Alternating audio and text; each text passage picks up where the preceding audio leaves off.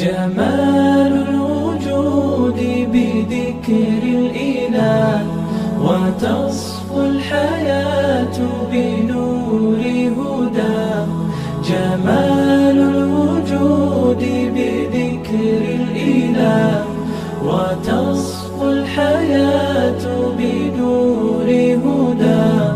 وتطلب نفس له طاعة، ويبلغ سعد إلى منتهى. فؤاد شغوف إلى ربه، أحب رضاه أحب لقاه.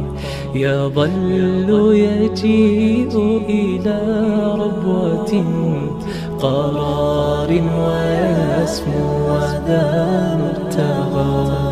فلا لهو يثنيه عن سيره، ولا جمع مال تغى الشهوى. إذا ما ينادي منادي الفلاح، تراه لذاك يحث خطاه.